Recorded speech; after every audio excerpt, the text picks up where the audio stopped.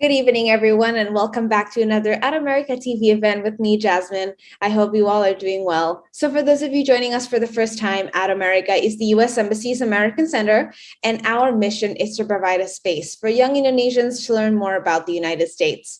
We have temporarily moved to a digital platform so you can still enjoy all of our events at home. So for this evening, we will be having live from the USA updates from an Indonesian student at a US university. But before we begin, I would like to share with you that At America is having a giveaway as part of our 10th anniversary celebration and also celebrating Hispanic Heritage Month. We're inviting you guys to participate in our giveaway so you guys don't miss out on a chance to receive a pair of Apple AirPods. Now, how can you guys do that? Stay tuned until the end of the program because that's when I'll be sharing with you how to join. And also in all of At America's events, before we begin, I would like to share with you our social media quiz question for this evening.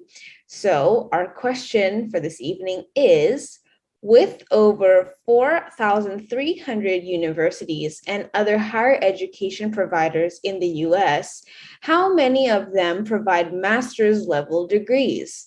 Is it A, all of them, B, less than 1,000 of them, C, around 3,100 of them, or D, around 1,700 of them? So how many places in the US provide master's level degrees?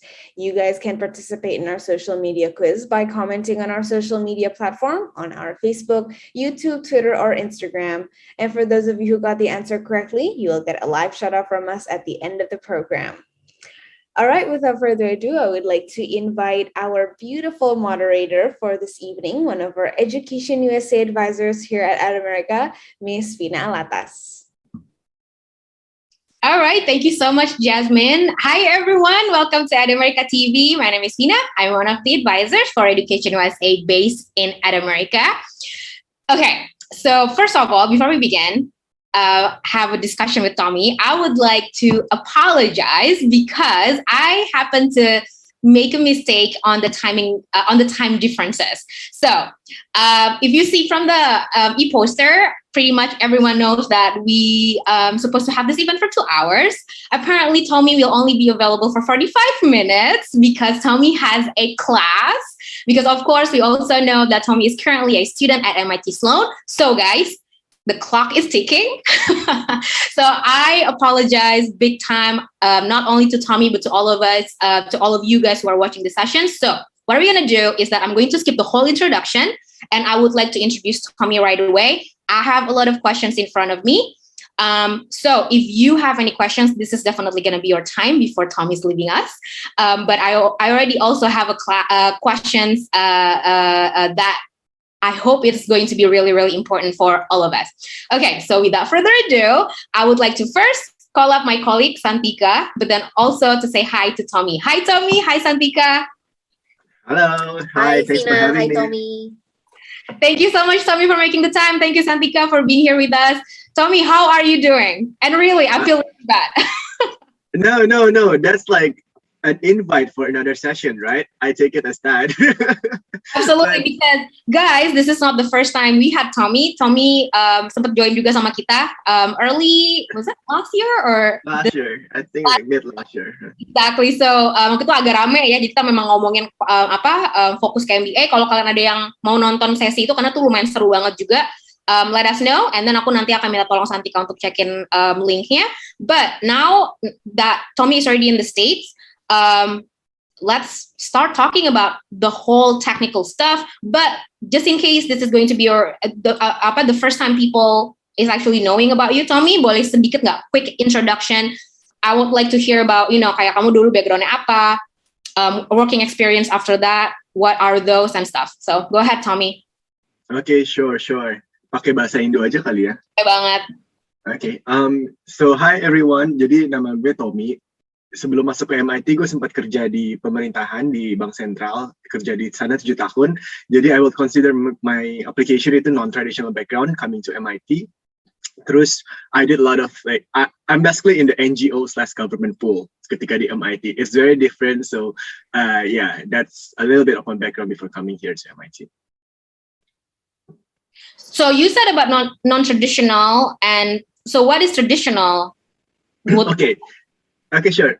So kalau misalkan yang masuk di MBA itu kan banyak yang teman-teman tahu kayak masuk ke konsultan, terus kayak investment banker, ada juga yang dari corporate kayak management trainee. Those are like the for-profit privates are the traditional background, I would say. Bahkan dari rekrutmen MBA sendiri, banyakan kan setelah post MBA, they're pursuing career in consulting, they're pursuing career in IB, and I think both of the pools, it's already recruit like 50% of the talents from MBA. Jadi those fields, what I consider traditional, and non-traditional is gonna be like other than those. It can be like you're a singer, you can be a poker player, you can be NGO or government, or yeah, you can be anything else yang nggak terlalu banyak rekrutmennya sih. So I would consider like NGO background, non-profit, terus a teacher. Some teachers are here as well. Ada juga veteran, so like a veteran. And then what else? Yeah, there are plenty of them. Mm-hmm. Dan kamu bilang berapa lama berada di working experience itu? 7 years. 7 years. Okay, so how about people yang mereka nggak punya that long working experience? Would that be okay? What would be kind of like the safe working experience? Yeah, that should be fine. That should be fine. Jadi kayak here, like we are divided in small groups. In my small groups as well, there are like 2 people with only 2 to 3 years of experiences, and then like the average is actually 5 years of experiences, and then like I'm definitely considered as the more mature candidate with 7 to 10 years of experiences. So like a lot of pool and like people coming here with different reasons, and they want to learn, they want to challenge themselves academically as well like professionally to boost their career as well. So yeah, to your question about like what are the differences between these age groups, was that your question, Tina? Yeah. Or like lebih kayak working experience, kayak ada yang kayak kamu kan yang di atas 5 tahun, ada yang cuman working experience 2 sampai 3 tahun. Itu tuh di kelas apakah kayak dibedain kah or? No. We are all together here to learn. Jadi kayak bener-bener digabungin jadi satu dan di mix aja, dan sebenarnya kayak we learn from each other. Kayak those that coming from early years, like only have like 2 to 3 years of experiences, mereka justru lebih academically sharp karena baru keluar dari undergrad kan. So in terms of like nailing down all the assignments, all the paper with all the tools like R, Python, they're like great at that. I'm like lacking behind of those. So I feel like academics has been like years away, in my history, right? Jadi kayak I learned a lot from them in terms of the academic background, but I myself can contribute in terms of like my depth, let's say in terms of experiences, the non-profit, the government, I can share about my experiences leading as well. And yeah, it's gonna be like a balance between those two. So can we also safe to say that basically MBA is for everyone? Yeah, it's for everyone that has a purpose in terms of leadership development as well as career development. Why do I differentiate by both? Leadership development, because you'll be challenged here to lead. There are a lot of clubs if you want to attend, like you can arrange like conferences in a global scale. You can even invite like, I know that the Federal Reserve chairman actually came to one of the fintech conference here. Apa mungkin juga ada CEO of like Fortune 500, you can invite them. So the network that you can reach by arranging those events and like leading those clubs is where I consider you can grow leadership experiences. Terus ada juga terkait dengan career ya. Jadi kayak banyak orang MBA yang masuk ke MBA itu mau ganti career. Jadi kayak joke-nya itu kayak MBA is the hub where you exchange career. Jadi ada someone coming from tech misalkan, terus dia pengen masuk ke consulting. Ada orang dari consulting masuk, terus dia pengen masuk ke tech. Jadi sebenarnya kayak tukar-tukaran aja, tapi kayak in these whole 2 years we learn from each other about their mindset, about how they navigate their job, what is the day-to-day job look like juga. Jadi kita familiarize ourselves with, our career aspiration, what it looks like gitu. So for example, myself, I came from the government background, although like yang mau masuk ke government mungkin nggak ada ya, atau mungkin dikit banget. Cuman kayak I learned a lot exchanging views from my friends yang kerja di banking sih, karena aku mau coba career pivoting to traditional finance. Gotcha. All right, so Tommy, this is great. We already have 4 questions. I think it will keep coming in, and I love all these questions, very technical. So let's just kind of like take a look at that. So ini dari Devi MK from Zoom. Does MIT look for past academically good applicants? What if academically we weren't good? Okay, I can take it with a little bit grain of salt. Karena for myself, academically, I'm not that the brightest. I can disclose my GPA. My GPA. Who is an MIT Sloan student? Okay, so go ahead. Yeah, my GPA was only like 3.3, I think. Terus kayak even my. So you're being transparent. Yeah, I mean like, and then like my GMAT is my GRE. I took the GRE. It's not even 320. I think I submitted my score like 319. Jadi, in terms of academic, they look for, you know, wide ranging of academic level as well. Nggak harus kayak yang straight A student. Cuman a little bit of caveat is that mungkin if you're coming from a younger work experiences, they will look for that academic performances. Jadi I know that someone only have 2 to 3 years experiences. They have like straight A's. Never got a B in their life. And I was like, oh my gosh. And I think like they must nail their GMAT and everything else. So yeah, that's the caveat. Kalau misalkan teman-teman datangnya dari pengalaman yang lebih muda, pasti dituntut lebih tinggi di academic performance-nya biar bisa contribute in the classes. Wow, okay, this is really good. Usually I would kind of like, you know, nambahin sesuatu, but let's move on to the next question. This is good. From Benedicta Leoni, also from Zoom. Hi, Tommy. Thanks for sparing your time to share with us. Are you now taking or thinking of taking any of the tracks provided by MIT? If so, what and why? Very technical question. Okay, so just to give a bit background, jadi MIT itu ada 3 track, ada tentang finance, ada entrepreneurship, sama management, enterprise management gitu. I'm doing the finance track, and actually it is kind of like not required, encouraged lah, for you to actually choose one of the tracks, but it's not compulsory. If you don't want to choose track, you can drop it as well.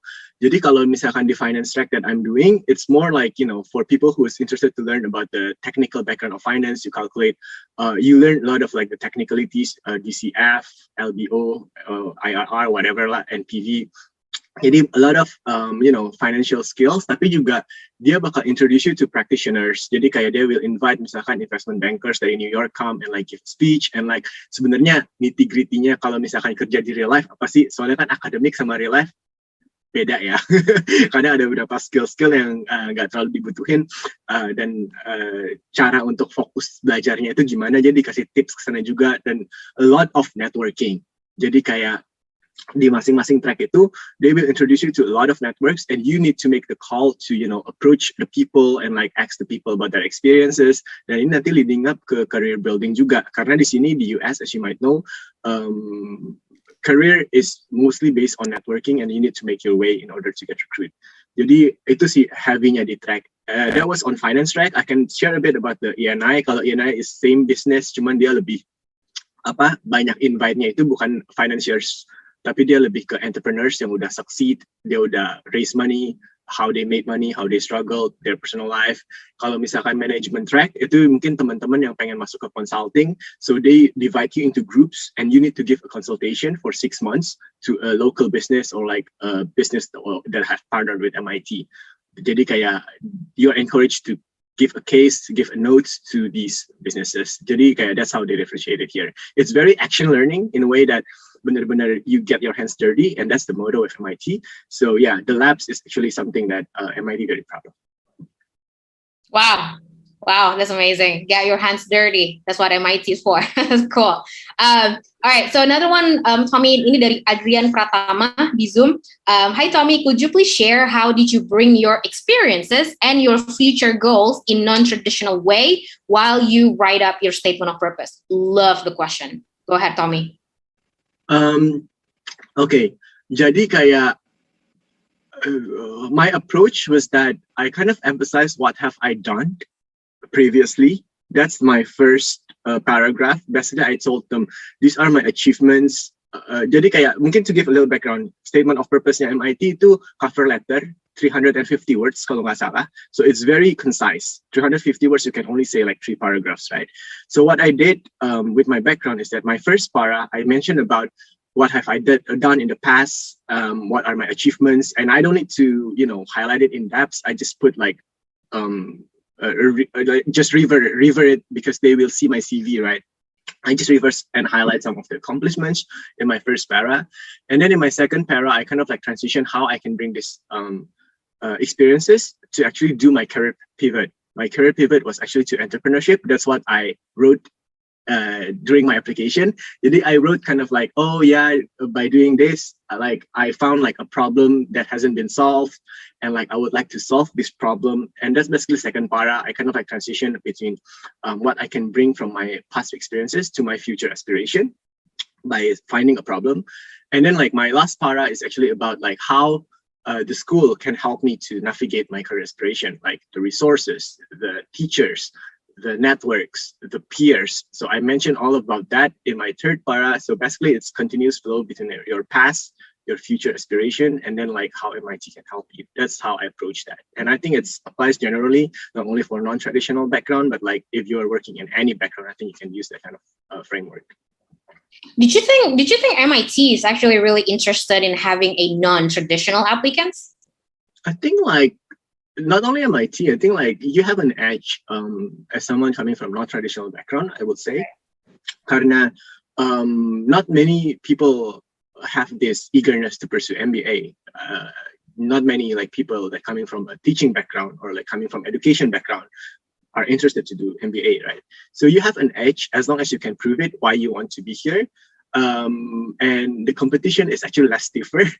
So that's what I like as well, if you're coming from non-traditional background. So you kind of like put yourself as, I'm different. Yeah, definitely. Yeah. And like, what can you bring as well in terms of your network and experiences? Dan mungkin juga, although you're different, what molds you all together is actually the culture of the school. Jadi kalau misalkan di MIT kan like learning by doing, hands-on experiences. So although like I'm coming from a different background, I really emphasize that how I actually learned previously by doing, and like, I actively run a club during my undergrad, and like I organized event, I pursued leadership. I put all of those in my CV basically, just to say that this is how I learned by doing. And like, although I'm coming from a different background to the rest, tapi kayak there's the similarity of culture that you can, pick from me. So at the end of the day, it's all just like how I usually tell people when it comes to US university studies, is very holistic. So it's including MBA as well. Yeah. It is very holistic. Okay, cool. And so we have another questions, and I just shared in chat, wherever you guys are watching this from. By the way, I haven't said hi to everyone who's watching this from different platforms, because of course we are not only in Zoom, but so many other platforms like Facebook, Twitter, YouTube. Please keep them coming wherever you guys are watching this from. We already have a team standing by, and the clock is ticking, which again, I really apologize. But don't worry, when Tommy leaves us, Santika and I will still be here, and we'll be happy to take some of, we can discuss some other things if you wish to do so. All right, so we got another one from Benedicta again. Apparently she has another burning question here if the time permits. And yes, we still have the time. For MIT application, we have to submit introduction video. Can you share some tips and tricks for this? Thanks. Okay. So like, I think like, I like how you put it holistically, because they want to know you more, not just based on your paper, not just based on your CV, but you as a personal character, like who are you? I think that's the purpose of the introduction video. You need to explain who you are. So for example, I have friends that like really passionate with rugby, and they have like, rugby jerseys at the back, and like they're showing like how they've been really active pursuing that during their college year. For myself, like I think like I emphasize a lot about my team of the application was actually diversity and inclusion. So I emphasize a lot about diversity in Indonesia, like coming from Indonesia with like multiracial culture. I actually shot my video, the Istiqlal, and like the background was actually a cathedral, just to show like a different variety of like religion that we have. And then like, yeah, I emphasize a lot about diversity in my application. ada juga yang punya hobi misalkan merangkai bunga. And what she did during the video is that she just, arranged the flowers while speaking. So this can be like a totally random thing, just show you are as a person, like show what makes you you. And I think that's the purpose of the video. And mungkin just to add on that juga, you don't need to repeat what you have mentioned in the CV or like on your essay, karena you only have such limited space. Try to brainstorm outside that. Jadi kalau misalkan cover letter talking about like your professional experience, now you kind of like explain why did you choose that kind of professional experience in a video. What triggers you to choose that career path? So yeah, I think that's how I would approach it. Wow. And I think, I mean, I also told some of my advisees when they want to kind of, go to a very highly selective MBA programs that I'm pretty sure what they're looking for is just how different you are than other applicants. And so, yeah, be different, be unique. I love what you did with the video. I can already imagine how you did it. I think that's enough for the admissions committee to like, whoa, this is amazing. Tommy, I think just in case I missed it. So in your cover letter on your second paragraph, what is it again? Did you put what do you want to do with the MBA? Yeah, my career aspiration. So okay. I found like... What is it again? Kenapa? What is it again? On my application, I mentioned about entrepreneurship because I found a problem about remittances issue when I work at the central bank, and I hope to create a remittances platform, employment matching platform to cater that issue. So that was the idea when I wrote that application, right? So yeah, but things changes, and now I'm pursuing other thing, but I still have it on the back of my mind that I would like to pursue in my second year. Wow. Okay. Gotcha. We got another one here from Giovanni, also in Zoom. Hi, Katomi. Is there anyone you know taking the entrepreneurship and innovation track without working experience? Without? Wow. I have no idea, actually. I think like it's very hard if you don't have any working experiences. Karena, say it again. Is it almost impossible to get into MBA without working experience, or do you have any like classmates? I wouldn't say it's impossible. Like everything is possible. Yeah, cuman mungkin he or she must be like very leadership driven. Mungkin dia kayak create their own NGO pas di high school, and like the NGO got like thousands of followers and like creating such an impact. I think if you have that kind of story, you can apply.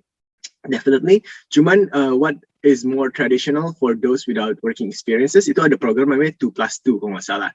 Jadi kayak you kind of like submit the application during your final year, they will review it, and if they like you, they said like, okay, come back in 2 years after you gain 2 years of working experiences, and yeah, we'll have you. Tapi kayak you have the guarantee that you'll be coming to MIT basically after you finish your undergrad. Jadi kayak I know some friends are doing that, and yeah, you can try to browse the 2+2 program. Right. Thank you so much, Tommy. Yeah. Sorry, Fina, I'm going to jump in because one of our participants in Zoom, actually Melinda, actually asked about this kind of program, but not sure if it's the same thing that Melinda meant. But she was asking about the admission program, the college seniors, which she explained to me from a private message that it's like for the 4th year to transfer to this MIT program. So for the 2+2 program, you can try to find most information from MIT directly. I know Tommy is not in the program, so he probably don't know in depth. But thank you, Tommy, for sharing. There's like a 2+2 program like that. And yeah, I think Melinda also have a follow-up questions on that. So let's see. Do you have any tips for the 2+2 program? So yeah, Tommy, maybe if you have like a short tips for the 2+2 program, if you know about the program, but if not, that's fine. We are going to tell Melinda and guide her to the MIT. Okay. Jadi kayak I know one friend that is coming from the 2+2 program. So I think like her academic background is pretty sharp, so she must have like these kind of like straight A's scores. And then like she has like a clear career trajectory. I know she went to finance, like one of the investment bankings, so it's a very prestigious career as well that she is trying to pursue for the 2-year program. I think that's something that you can emphasize as well if you're making those kind of like, top 2+2 programs. So in terms of your academics, as well as a very prestigious / competitive 2 years working experiences, I think those two will help. Right. Thank you so much, Tommy. And I hope, Melinda, that answers your question. And for further information on that program, I really encourage you to dive deeper into MIT directly. Okay. And we are here, Fina and I are here for that to help you. All right. So Fina, I'm giving it back to you for your next questions. Sure. Oh my God. I can't stop looking at the time. This is ridiculous. But this is fun. This is fun. I love so far the questions from the audiences. Oh my goodness. This is wow. Okay. Another one. This is from Instagram. Samuel Tanjono. Hopefully you're still watching. Why you choose GRE instead of GMAT? Good question. I tried both. Jadi kayak, and I found that GRE is much more not as stressful as GMAT. Just put it that way, because like there's no time pressure in comparison to GMAT, and I work better in that kind of environment. So I choose a task that actually fits my strength. If something that is like very quant and then very, what do you call it? You need to answer it with intuition a lot. I think like GMAT will be a very good choice for you because there are a lot of intuition when you're making the call for the answers, and like you need to be like fast paced. I think that works for someone who loves that kind of environment, but it doesn't work for me. So that's why I chose GRE. But a quick tip on that is actually you can try both. Jadi kayak, my suggestion is if you're considering between GMAT and GRE, do not study yet. Just try to do the exam both and see which one you got higher, which one you're actually feeling more comfortable with. And if you choose, one of them, like, okay, stick on that and like pursue that. I think that's my tips if you want to decide between GRE or GMAT. Do you still remember your GRE quant score? So because you said it's 319, right? The whole score. Yeah, I think it was 166. 166. Okay, guys, this is just kind of like have a better idea for you guys to kind of score wise. So sisanya berarti verbal ya. Yeah, I think like one thing that I would like to add, I'm definitely on the 80% percentile for both quant and the verbal. So you can look at MIT website and check their percentile. If you're within that range, like perhaps like one will be in the higher range of the 80% quantile and one is like lower range, I think that's fine. In my case, my quant was actually in the higher range percentile, but my verbal is in the lower range. But I decided to apply with that score. And they do provide like average score as well. I think the average score is like 330, if I'm not mistaken, 325 to 330. If you can achieve those scores, that will be amazing as well. But do not pressurize yourself, to get that scores. My tip is that if you are within that percentile, I think you're good to go. Okay. And so when you got 319, so it's below the average, were you like, oh my God, no, I'm not gonna get accepted? Did you have that kind of like pressure feeling? Of course, what you're talking about. Okay. Yeah. Everyone was just like, oh my God, there is no way for me to get to 330. We need as someone who already is a student at MIT, we definitely need this insight from you.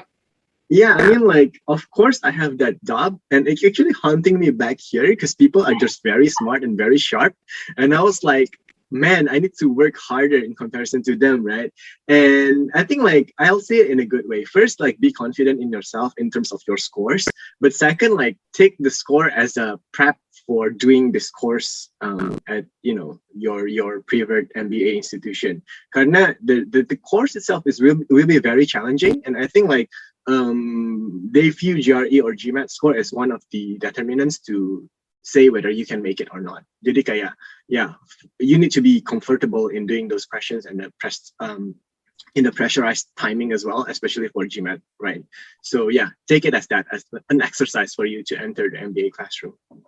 Mm-hmm. Okay, so we got some questions here. I'm looking at, okay, from Devi here. Hi, Kak, what if the candidates got a test waiver? Would it become a biased consideration? Do you know a person who got into your MIT class with a test waiver? Yeah, I know someone from Philippines, I think, got it with a test waiver, but I don't know if they continue to have it this year though. So yeah, you can try to do it, and just state your reasoning, why you waive the test. Provide some scores from your transcripts. If you have like a strong quantitative background, you highlight it, like you get A's in quantitative methods, statistics, econometrics, whatever. And for verbal, you can say that you have this amount of international working experiences, so you're very comfortable in speaking in English and like doing a classroom discussion or whatever. So yeah, just give reasoning why you waived the test. And where would you? I think I forgot. I don't think MIT has that optional essay, but some of the other schools, they actually have that optional essay where you can elaborate like in 200 words, I think, why. But yeah, I'm pretty sure they have a short box where you can say why did you waive the exam. Right. Okay. Gotcha. So we got another question from Adrian Pratama here. As previously Tommy mentioned, the leadership is an important point while applying to Sloan MBA. How if our previous leadership experience, such as a founder of a startup, is failed? Emphasize on the learning, because I think a good point of becoming a leader is like listening, your ability to learn, your ability to navigate. It's not only about the mere success, you get money. I think it's not only that. Leadership entails a lot of aspects. Show what you learn from that experiences, whether you kind of like how you navigate with telling your employees that the startup's gonna fail or like gonna close down, and like how did you overcome that? How did you use empathy to overcome that as well? So there are a lot of points that you can emphasize, and I don't think like a lot of people that came here have like very successful startup. Jadi kayak just to be proud in it and say it what you learned from that experience. Mm-hmm. Interesting. Okay. Halo, ini dari Taufik Hidayat di Zoom just recently. Halo Kak Tommy, seberapa besar pengaruh kuantitatif studi dan skill programming yang kita miliki dalam proses seleksi? Apakah wajib untuk skill programming tersebut? Jadi kayak di MIT itu ada course decision data and modeling, terus ada juga analytic edge. Jadi kayak business analytics and data science is actually a big thing at MIT, and a lot of people actually pursuing that. Then if you are like very comfortable with quant programming, I think you will do good and like nail that, and you can highlight it as an aspect that you can share with your future peers at MIT. Like, I'm very comfortable with programming. I can share these lessons that I learned. Even like you can actually highlight it, like you want to pursue like the NI, you want to make your own startup, and you can say you can be the technical co-founder that has this programming and software development skills, and I'm looking for a co-founder that has like finance or like management experiences, consulting experiences, so we can collaborate together. There are a lot of ways you can take it to your strength. Just be mindful that it needs to be related back to your career aspiration. So yeah, I think it's a good thing to have. Interesting. I think this is kind of like a very kind of non-formal type of question. So this is from Ifa. Can you share the youngest and oldest age range of full-time MBA in your current cohort now? Because you veterans also, apply for MBA, and so. Yeah. Ada yang tamatnya di tahun 2020 for the undergrad. I don't know what is her age, tapi kayak the year of graduation for her undergrad is 2020. Ada juga yang year of graduationnya di 2010. In my case, I'm 2011. So there's like another guy that is older than me. So yeah, jadi kayak it's a decade range span, right? Jadi kayak you can take it as a range span of a decade in their education. Wow. All right. That is actually really interesting. So while we're waiting for questions from the audience, which guys, feel free, we still have some time. I have some questions of mine as well. So Tommy, can you share a little bit about like the deadline? So, as you may know, I don't know, aku nggak tahu kalau MIT, but we may know, when it comes to MBA, ada round 1, round 2, round 3. Which one should we actually choose? Okay. Okay, my tip is actually apply whenever you feel ready. Jadi kayak if you don't feel ready during round 1, like do not apply yet. Try to aim round 2.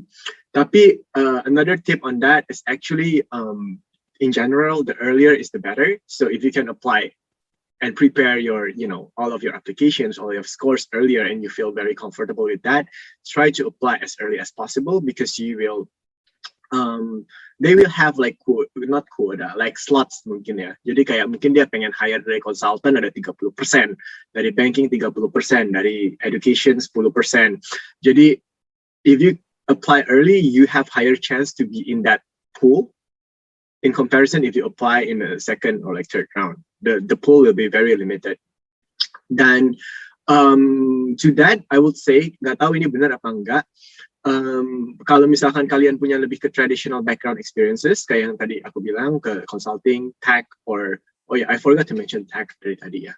Consulting, tech, or banking, I think it's generally like better for you to apply earlier juga karena a lot of pools actually coming from those background. If you're having like more non-traditional background, I think it's safe for you to apply for second round. That's my intuition, and I did that as well for my application. So I kind of like didn't apply at all during round 1. I applied everything during round 2. Okay, and if you didn't feel ready at the time, would you have applied for round 3? Jadi nggak maksa aja lah round 2 gitu. Round 3 is a bit tricky, I would say. So yeah, I don't think I will try to apply for round 3. I will try to defer it to the following year maybe, or I will try to apply for school that doesn't have round 3. They have like a rolling application. Like Columbia, I think has rolling application, or in SEAT, I think they have like 4 4 rounds. So yeah, try to apply for other schools that have like a rolling applications or like 4 rounds. Okay. All right. So how about the timeline?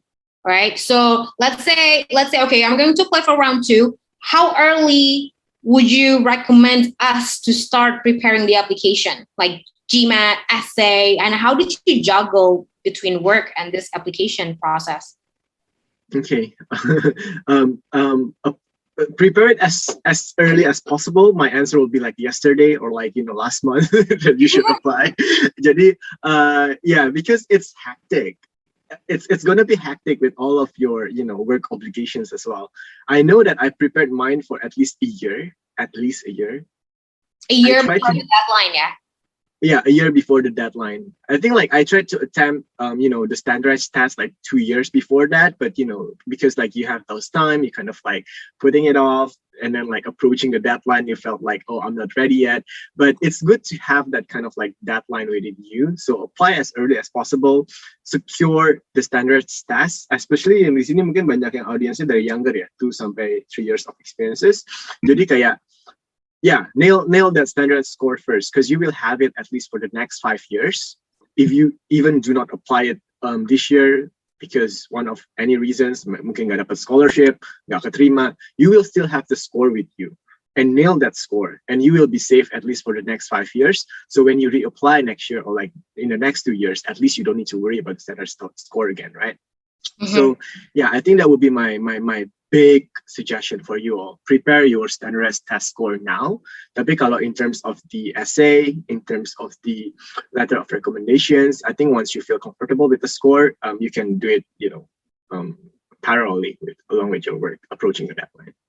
All right. And so, speaking of essays and I don't know, resume, what have you. So what did you think about Education USA? I still remember that one day when you came in and I take a look at your essay or that cover letter. Yeah. I mean, like you guys have been a very great support throughout my MBA journey for sure. So I think like I was helped a lot by the GRE and like IELTS TOEFL courses that you guys have, like the continuous event. Terus you got a voucher for it? Yeah, I got voucher for it. And then the review, the CV review was the CV review and the essay review was actually very helpful as well. So, and I think like what I appreciated the most as well, I think you connect me with somebody who has made it So, and like one of your mentees that has made it. So you have that connection to talk with someone who has made it. Like I have made it, and like you can connect me with, your mentees, and like I'll be very willing to share as well. So I think like those are the three, highlights that I have from the Education USA program. Wow, and this is basically why I love this position and some because as well, because we are so happy, like from the beginning until now, you're a student at MIT, but then at the same time, you also see that we are being helpful during the application. So it's a really mutual, like a really win-win kind of like relationship. So I love this, and we definitely need more And so, how about can you tell us about like now that you are there, right? Karena last time kan kita ngomonginnya kayak ketika kamu baru masih fresh banget gitu kan, selesai application process and everything. So now that you're there, can you share with us like your day-to-day look like? Like your class schedules. How does that look? Oh, it's all packed. Like yeah, it's very packed. So I start my schedule like from 8:30 until like 4 usually. There are a lot of like readings that I need to prepare, and a lot of case studies that I need to prepare. And I think like what's special about MIT is that your first semester, they call it like core semester. So you're divided in a small group of 6 to 7 people, and every assignment is actually group project. So you need to be in group to do all of the assignments. You need to have like, Zoom call. You need to have like a group discussion to discuss the case study.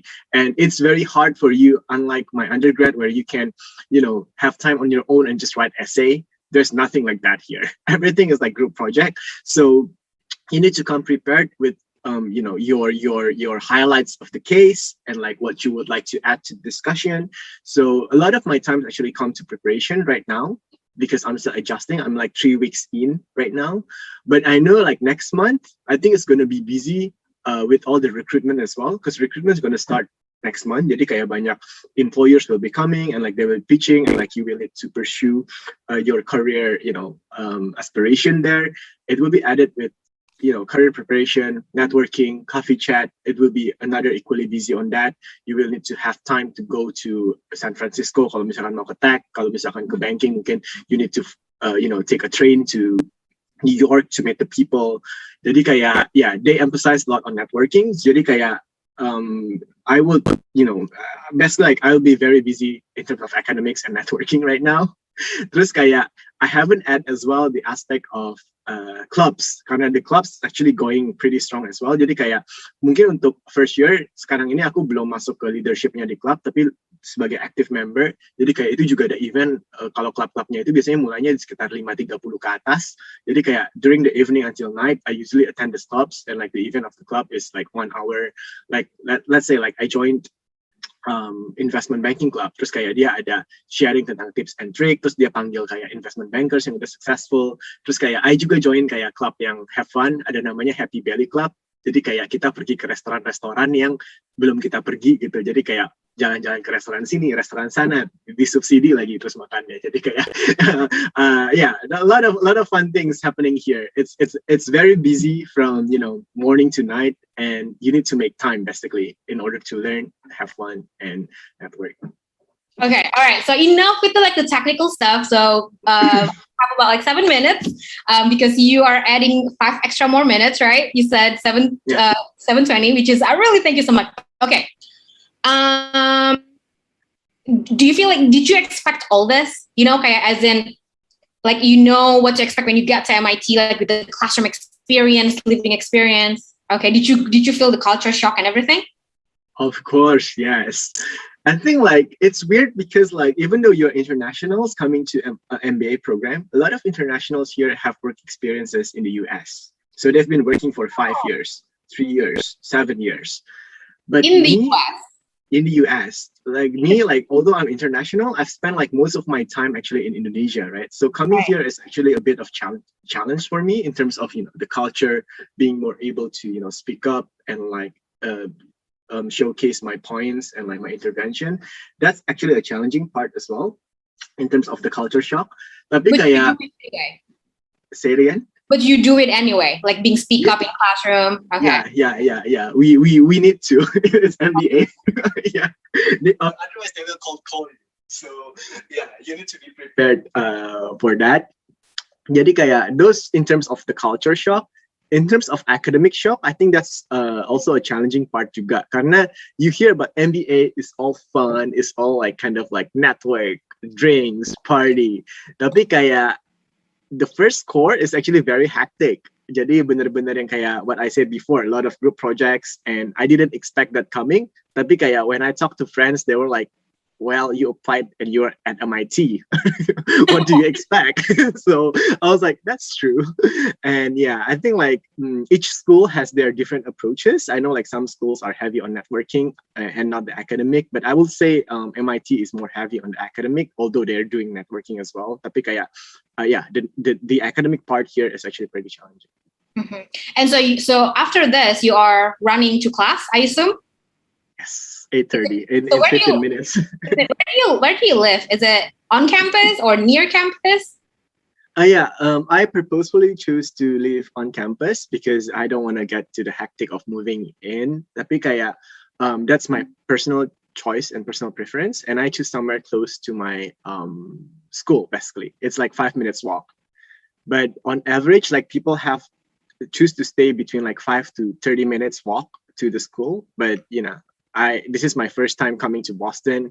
The winter, I've heard a lot of crazy story about it. So I was like, okay, 5 minutes walk should be enough. So yeah, I live on campus right now. Right. Okay. So last question, or maybe two questions. Yeah, maybe what's next? What's next? I think like I'm gonna sip it all in. Jadi kayak I'm really open for, you know, opportunities here. If you ask me right now what's next, I have a bare idea that I want to do career in finance. In my first year, I want to recruit for finance for my internship. But in my second year, I would like to pursue entrepreneurship, as what I told you before about the remittances, employment matching, just because I want to have like a safety net first. If, you know, kalau misalkan entrepreneurshipnya gagal, at least I have like a second plan. So that's what I'm pursuing right now. But I'm very open, and like you are here to explore for opportunities. Like there are thousands of opportunities here. So I don't know, maybe like my answers will be changing next month. Who knows, right? So jadi kayak, yeah, like come here with an open mindset, and I definitely like open to explore, but you know, what's gonna happen next. Love it. So Tommy, thank you so much. Are you on LinkedIn? Yes, I'm on LinkedIn. You can add me, Tommy Aditya. You can find me there. And yeah, feel free to reach me out. I'll be very willing to help you guys as well. All right. Tommy, thank you so much. Thank you so much. Like 50 minutes. We are at a loss of words because within this very short amount of time, we managed to cover so many things. And basically, I feel like most of, or not all of our audience tonight feel that kamu ngebantu banget buat kayak ngasih mereka insights on how MBA how MBA is in MIT especially. So thank you so much, Tommy, for sharing and your time. We hope to do this again, Vina, next time with, of course, more time. Absolutely, Tom. Right? I'll definitely stay in touch with you. Thank you so much for making the time. Any last message to all of us here back in Indonesia? Okay, first of all, thank you so much for having me, and like it's been nice to share these experiences because I was in your shoes as well. To all the participants, you know, feeling nervous, how to prepare, I don't know. Tapi kayak just remember that at the end of the day, you just apply, and it's a two-way process. Jadi kayak you have your school of preferences, tapi kayak in a way when you're applying, you kind of like filter that out as well along the way. Jadi kayak it's like a match made in heaven. if you meant to be in one of the schools, like you will be getting there. If not, that maybe, you know, is not the plan for you. Like you can wait and apply again next year. Tapi kayak my last message is like just apply. You never know. You'll never know the outcome, right? Yeah, just apply. Yes. I do very agree. I just had an advisee who not just this advisee, but so many advisees come to me and Fina, I'm sure kayak mau daftar LPDP tapi kayak, you know, the acceptance rates of those schools that are in LPDP list are just quite low, right? And you guys are like, okay, what to do? So just apply, just like Tommy said, just apply, do your best, of course. Yeah, right? Thank you so much, Tommy. Thank you guys, so much, Okay, Tommy. see I'll you. stay I in need to touch. leave now. Have a Thank nice you. day. Yeah, okay. Thank you Bye-bye. so much. Bye, Have a Tommy. great day, Yeah. Tommy. All right. Oh my goodness. Okay, guys. So the event itself is not ending yet. There's still Fina and me here. If you guys want to ask Fina and me any questions regarding Education USA and what we can do for you, and other questions like, what kind of things we can help you with. Our best-selling services is actually the essay review and CBO resume review. And of course, the discussion, which is a big lump of topic, which you can basically discuss anything with Fina or me, anything about your plan to study to the States, right? Yeah, because And- let's see. Looking at Yeah. the applicants, is there any of our advisors in the house?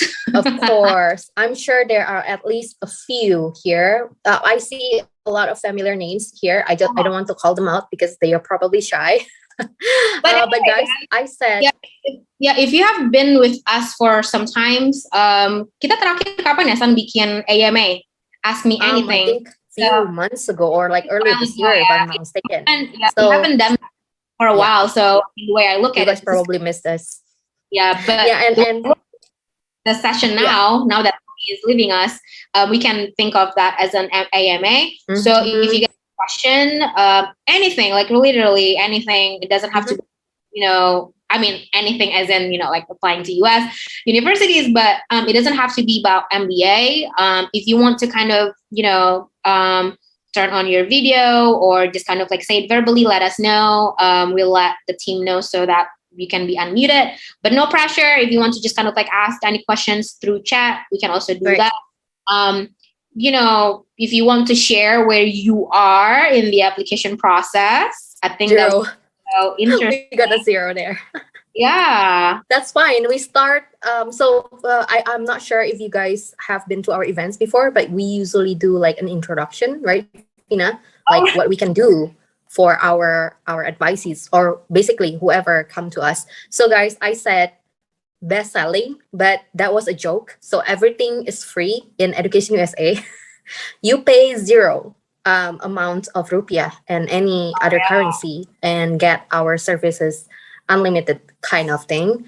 And we do our best to, of course, guide you, not to do everything for you. So we are basically not an agency at all. And we do that because it is for your best interest. And you don't want to, successfully admitted in any university in the United States. And when you go there, you were like in shock, like, because you have to do everything on your own. You have to be proactive. You have to be able to make a very good email, for example. All right. So we are kind of like training you to be ready once you got admitted and are in the States, right? So Alia, don't worry. We are here for you. And for all of you too. Fina, I think Fina is preparing the presentation for the introduction. Just in case. So I'm going to share screen.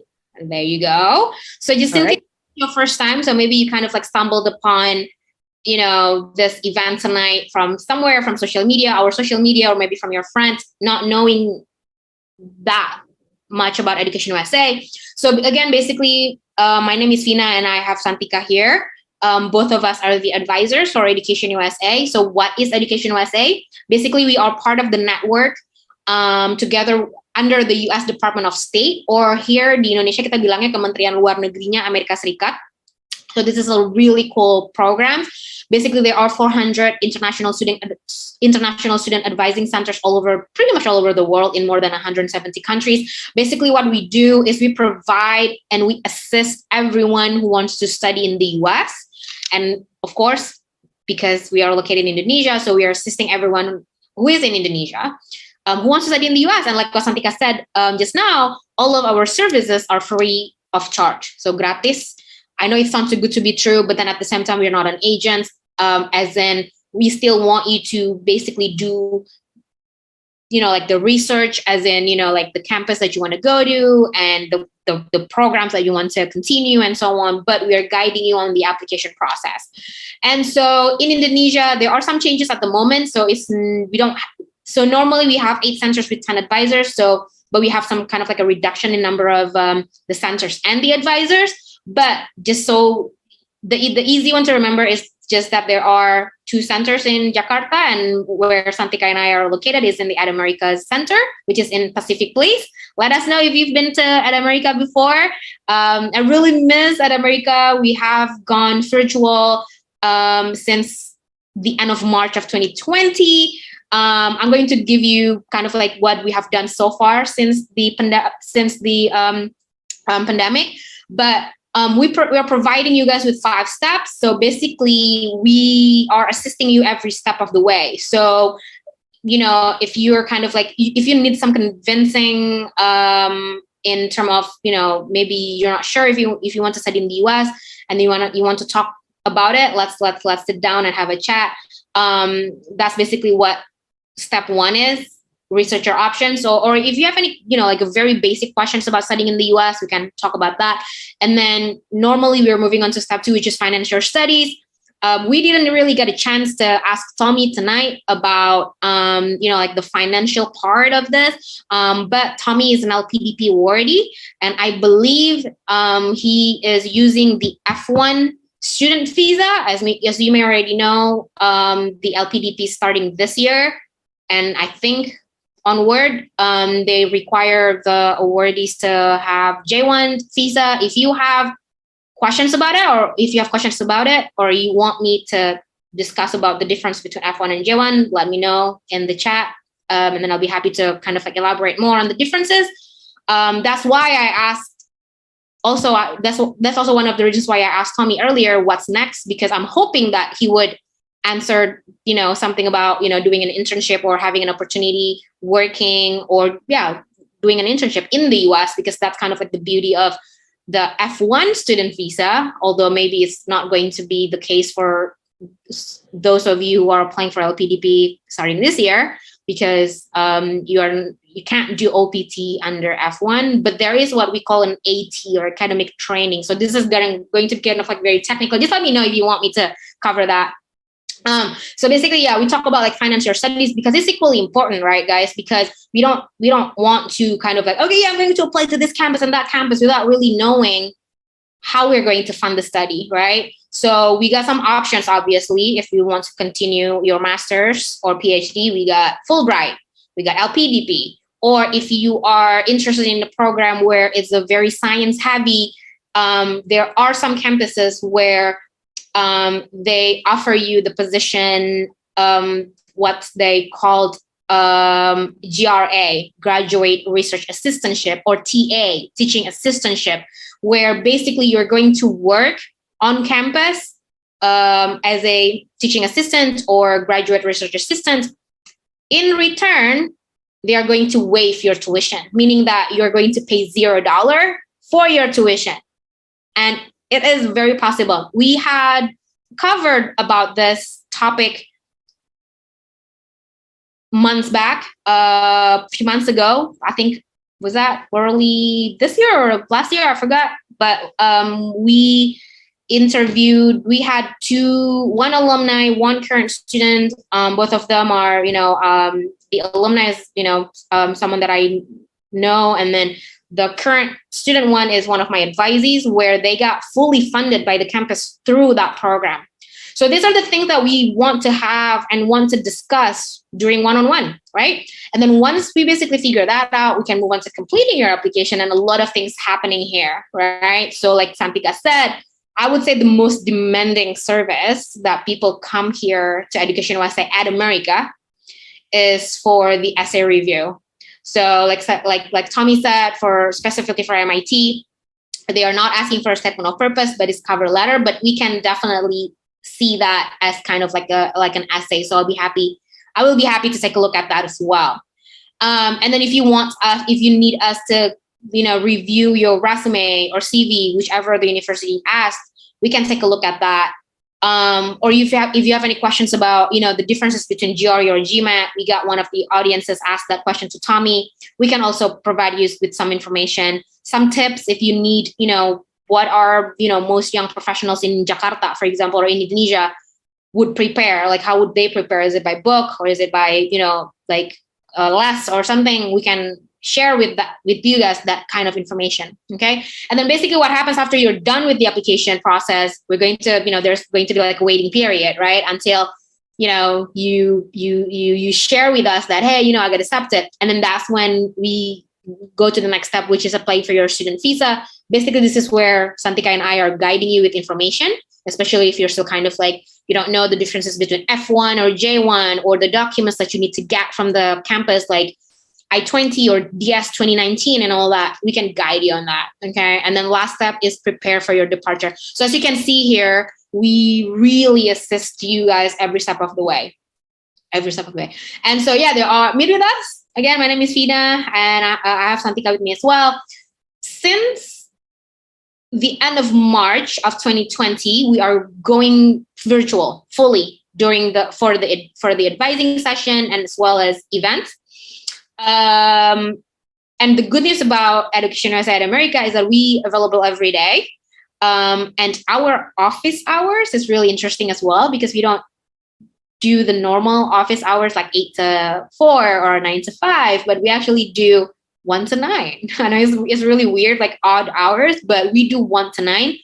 And I know that a lot of people love it, especially you guys who are young professionals, assuming, or maybe, you guys are still in college or what have you. But a lot of people love this, the timing, because, let's say you just finish work at like 5 or 6. I'm still available until 9. So we can do one-on-one advising sessions after you're done with your work.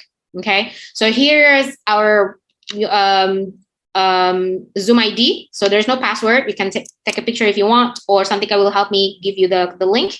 So the next time you want to come in, feel free to do that. So it's 276-124-396. And our advising system is first come, first serve. So as long as there is no one in the room, we will let you in if or when Santika and I are available. We have been receiving a lot of inquiries because deadlines of the universities are coming very soon. And of course, we love being procrastinate. I'm not like saying it like in a cynical way, because I actually sometimes do procrastinate myself. But if you actually can start very, very early, it's actually really amazing. But I know that, again, because there are so many deadlines coming up, we have received a lot of almost like frustration of emails from people saying that they are not able to see Santika, they're not able to see me. You've been waiting for 2 days, you've been waiting for a week. That's because I would say Education USA America is the most comprehensive center among Education USA in Indonesia, and there are only 2 of us. So we apologize in advance if it is really hard to see us, and I don't want to make it even worse, but I think it will sound worse, but it will be even harder to see us from here on, because ini udah masuk bulan yang kayak very hot, as in people are actually really trying to see us because the deadlines are coming in. But please do keep trying, okay? Okay, or you can email us first, jakarta.atamerika@educationusa.org. Although I think at this point, depending on when is your deadline, if it's coming soon, I would say you just go ahead and try to meet with us in Zoom. But just in case you want to email us first, you can also do that. Don't worry, we always check our email. Just give us about like 1 or 2 days to reply, okay? This coming Saturday, we have our last session of IELTS. If you have been following this session for the past 3 weeks, if you have not, don't worry. All of our programs are basically on YouTube, so you can watch the previous one. But this Saturday morning, you can see the team from the British Council to learn about IELTS. It's going to be the introduction of the test. All right. And our upcoming events, you can basically see it on our website, atamerika.or.id/educationusa. We are still cooking for events in October, so please stay tuned. But then at the same time, I would also like to focus on advising. for the month of October. So hopefully you can meet us, and hopefully I can see you guys in Zoom. All right. So let me stop share this presentation. And how are we doing, Santika? Do we have any questions? Let me check real quick.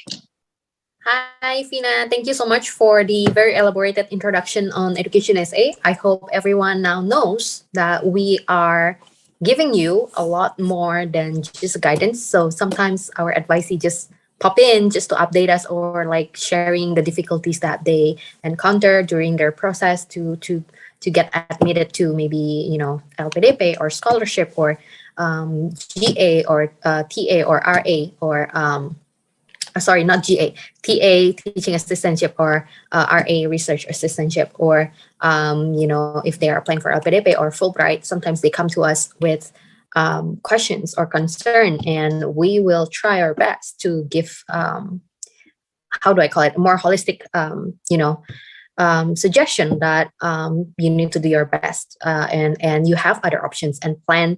I usually talk about plan A, plan B, plan C with my advisees. And also, if you guys are in, you know, are being called for LPDP interview or Fulbright interview, we can also do mock interview.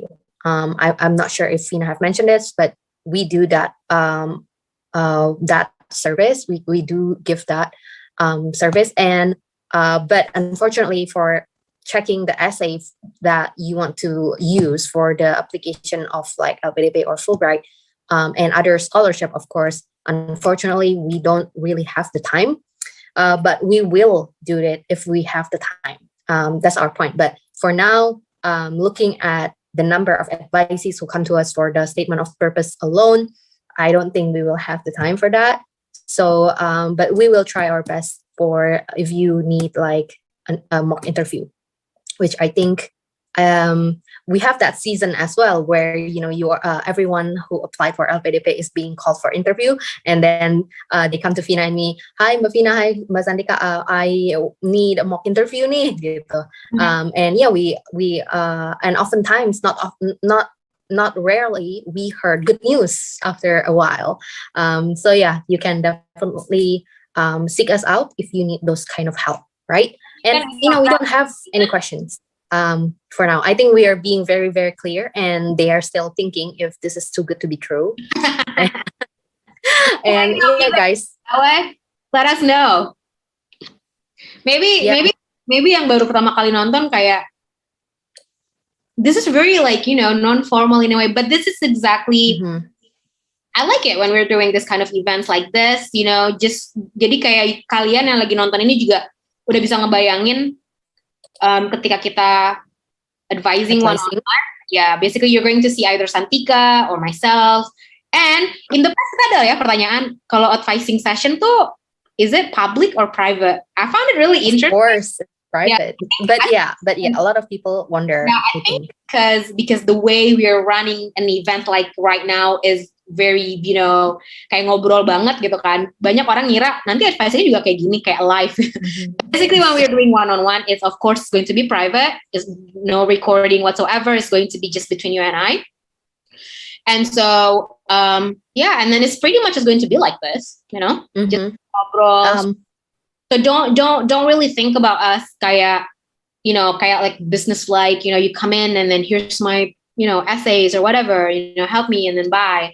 So it's more like, you know, very quite personal, you know, share with us, you know, your purpose. Dan kayak tadi Tommy bilang kan, kayak admissions committee di sana mereka nggak cuman mau ngelihat your resume or your transcript, but they really do want to get to know you. And so you can start looking at us, looking at Santika and myself, kayak begitu juga.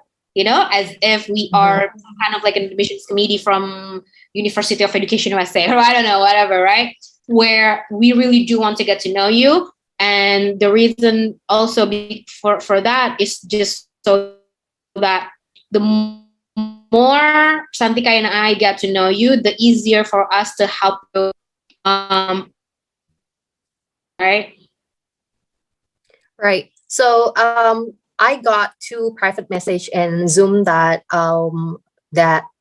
like Adrian and Benedicta need to leave early, and that they look forward to see any of us in the Zoom advising. So it's one-on-one, guys. So unless you bring your friends with you, jadi it happened with me a few times where someone pop in our waiting room, and then a few seconds later another one pop in. So when I admit the first person, I ask, is this another person in the waiting room, is your friend? And then he goes, yeah, it's my friend, so can you please admit him or her? And then I just admit them, and it became a group advising session, which is fine too.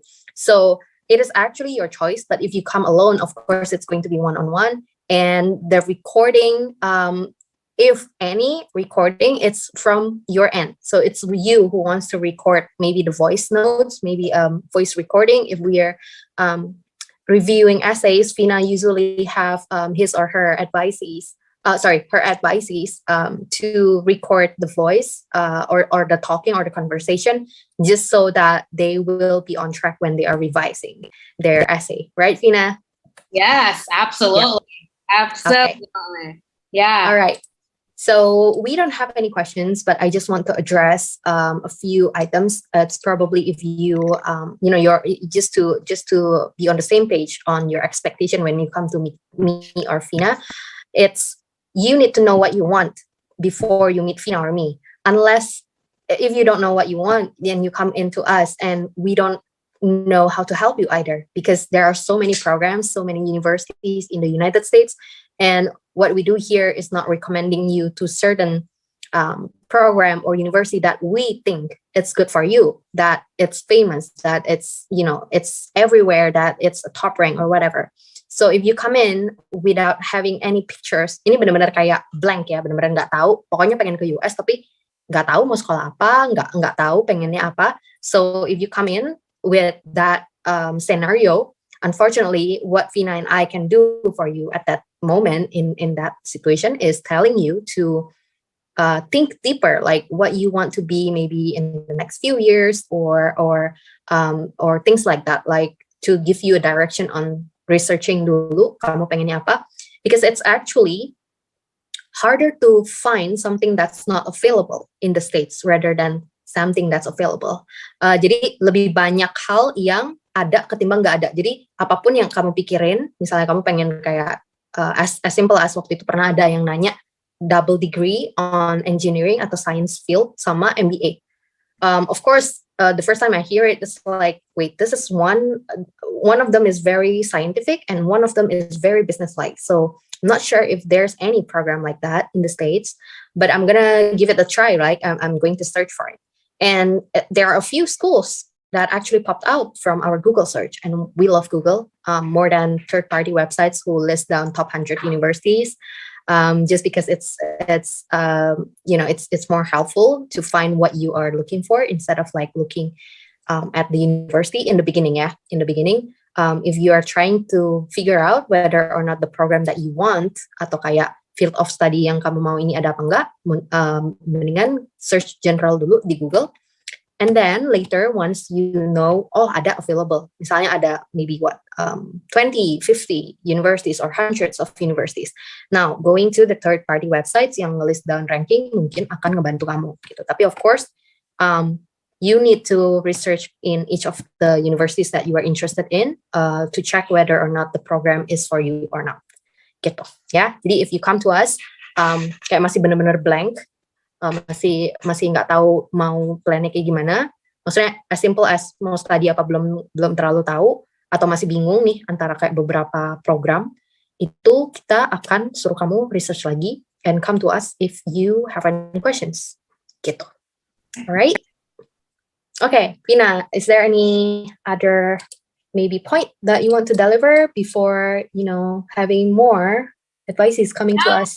Yeah, I can't think of anything other than thanking you guys. So thank you so much for joining the session. Again, I really apologize for the mistake that I made on the timing, but don't worry. I would definitely going to invite Tommy again, and it's going to be very exciting from here on, especially if you are in the application process.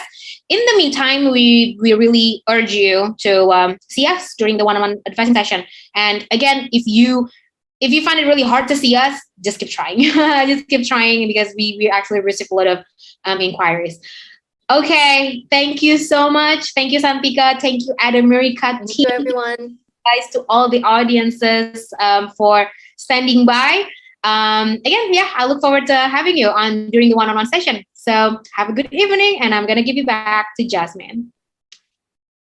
All right, thank you so much, Kak Vina, Kak Santika, and also Kak Tommy earlier on for an insightful session this evening.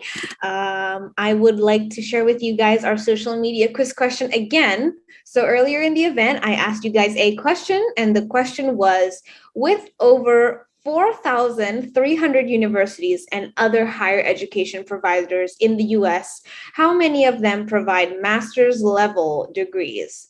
So which one is the correct answer? The correct answer is D. There are around 1,700 universities that provide master's level degrees. So our winner for this evening is from Instagram. So shout out to @Rizky AKB for answering correctly. For those of you who would like to participate in our social media quiz next time, you can tune in from the beginning of the event, because that's when we'll be sharing our question. Now, earlier in the event, I also shared with you that Adamerica is having a giveaway as part of our 10th anniversary celebration and also celebrating Hispanic Heritage Month. We're inviting you guys to participate so you don't miss out on a chance to receive a pair of Apple AirPods. Now, how can you guys join? You guys can go to the link below at atam.tv/US Connected for more information. The deadline is up until the end of the month, so you guys still have some time to participate in our giveaway. So for those of you who are wondering, how can you develop an awesome idea at an awesome place like Adamerica? It's really easy. You can just go to our website at www.adamerica.org.id, select create a program, and go to collaborate with us. All proposals coming to us will be reviewed, and your event might be featured here soon. And while you guys are on our website, don't forget to subscribe to our newsletter so you guys get updates sent straight to your inbox. We won't spam you, we promise, just once a week. And also, don't forget to follow us on our social media for fun content, event updates, and many more. I hope you have a good evening and see you at the next Adamerica TV event. Bye-bye, everybody.